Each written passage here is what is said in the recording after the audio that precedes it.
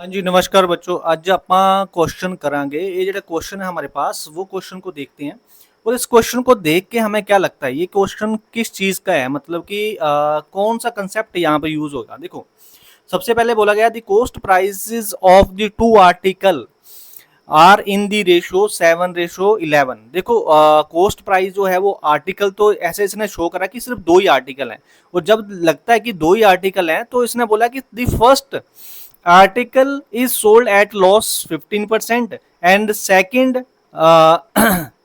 Overall जो to article, देखो पहले आर्टिकल में उसको 15% का लॉस होता है। If the two article together are sold, अगर दोनों का ओवरऑल देखें तो उनको प्रॉफिट हो रहा है 18% का। इसका मतलब क्या होता है? इसका मतलब ये होता है कि भाई पहले में उसको लॉस हो गया तो दूसरे में उसको प्रॉफिट हुआ होगा। तो मतलब पहले में 15% का लॉस है तो दूसरे में उसको प्रॉफिट है। वही हमें पूछा है कि बोलो सेकंड वाले में कितने परसेंट प्रॉफिट पे बेचा है। तो देखो, सीधा सा अगर बच्चा देखेगा तो बोलेगा यार दो आर्टिकल हैं तो नेट परसेंट चेंज लग जाएगा। मुझे लगता है कि वहां पर आपको जो है वो नेट परसेंट चेंज पे इस पे नहीं जा सकते। क्यों? क्योंकि आपके पास यहाँ क्वांटिटी दे दी है। यहाँ पर जो है इसने क्या करा है, चालाकी से हर आर्टिकल में क्वांटिटी दी है। अब क्वांटिटी दी है, ये इसका मतलब है 7 दी भी रेशो में है। रेशो का मतलब है 7:11, इसका मतलब 7x है और 11x है। मतलब हम कोशिश करते हैं, हर क्वेश्चन में कोशिश करता हूं कि आपको बताऊं कि भाई x तो हमने मान के नहीं चलना। अब देखो, इसको मैं एक लंबे वीडियो में बना रहा हूँ, इसलिए बना रहा हूँ कि ताकि तसल्ली से आपको इसको कंसेप्ट को समझा सकूं। आज जब मैंने यहाँ बोल दिया आपको कि भाई नेट परसेंट चेंज जो है वो आपको यहाँ पर काम नहीं करेगा, है ना, आपके काम नहीं आएगा, बल्कि हो सकता है आपको कहीं और उलझा दे इस क्वेश्चन में। तो ये क्वेश्चन को उलझाने के लिए इसने रेशो दे दी।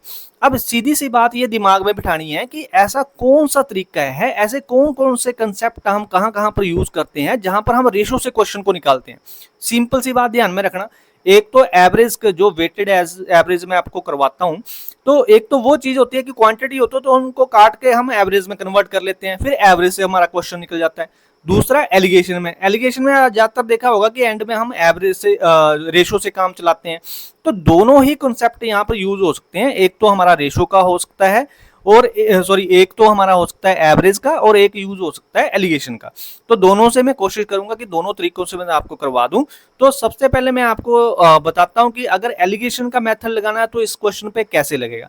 सबसे पहले इसने बोला है, क्या बोला है कि भाई हमारे पास -15 है, -15 पहला आर्टिकल जो है उसमें -15% का लॉस हो रहा है। -15 इसलिए बोल रहा हूँ क्योंकि लॉस हो रहा है। और दूसरे में जो है, दूसरे आर्टिकल में क्या हो रहा है वो हमें पता नहीं है, वैसे ही मैं दिखाने के लिए यहाँ पर रख दिया, आपको कुछ भी एक्स लिख दिया वैसे ही, है ना। तो कंफ्यूज मत होना, इसमें कुछ नहीं है ज्यादा। तो ओवरऑल जो होता है वो हमेशा बीच में आता है, आपको पता है कि सेंटर में आता है। तो सेंटर में क्या है, 18% प्लस का मतलब प्रॉफिट हो रहा है। प्लस का मतलब क्या हो रहा है कि प्रॉफिट हो रहा है।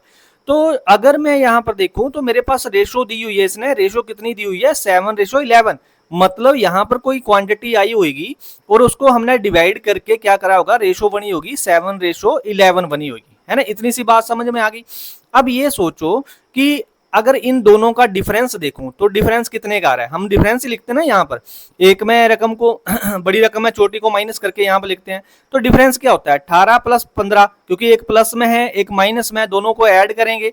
जब देखो, इस चीज का भी ध्यान रखना कि डिफरेंस जब भी निकालते हैं, एक रकम माइनस में हो एक रकम आपकी प्लस में हो, तो दोनों को क्या करते हैं, ऐड करते हैं, तो डिफरेंस आता है। तो डिफरेंस कितने का आ गया भाई, 33% का आ गया। इतना सा दिमाग में बिठा के रखना। अब 33 को हम किस से डिवाइड करेंगे, 11 आ जाए तो 3 से करेंगे। मतलब 11 को 3 से मल्टीप्लाई करा होगा या 33 को 3 से डिवाइड करा होगा तो 11 आया। तो उसी तरह से इस 3 से हम इसको यहां पर मल्टीप्लाई कर लेंगे 7 से, तो यहां पर रकम क्या आनी चाहिए, यहां पर आनी चाहिए 21। तो ये 21% जो है वो कब आया होगा, जब इस 18 को, देखो 21 कब आया होगा, जब इस 18 को हमने इस x में से माइनस करा होगा। मतलब ये है कि x में से, इस रकम में से हमने 18 माइनस करे तो हमारे पास 21 आया। तो हम 18 और 21 को अब जोड़ देंगे, तो इनको जब हमने प्लस करा तो यहां पर रकम क्या आई है, यहां पर रकम आई है 39। इसका मतलब है कि जो सेकंड आर्टिकल था, जो हमारा बी आर्टिकल था, उसमें जो उसको प्रॉफिट हुआ है वो कितना प्रॉफिट हुआ है, 39%। और यही हमारा आंसर है। ये तो था एलिगेशन का मेथड। मैं आपको बोल रहा हूं कि आप एलिगेशन का मेथड तो यूज करो, लेकिन बेटर है कि अगर थोड़ा सा हम देखें कि एवरेज हमने की है, बहुत अच्छे से करी है और मैंने बहुत अच्छे से समझाने की कोशिश करी है। अगर नहीं समझ आया तो मेरे चैनल पे जाके आप देख सकते हो, बड़े अच्छे से आपको समझ में आ जाएगा, है ना। तो इसमें आप एक देखोगे कि एवरेज पे क्या करें, हम कैसे क्वेश्चन करें। एवरेज का क्या होता है, हमारे पास यहाँ पर बोला है कि ओवरऑल जो है वो परसेंटेज कितनी बनती है, 18%।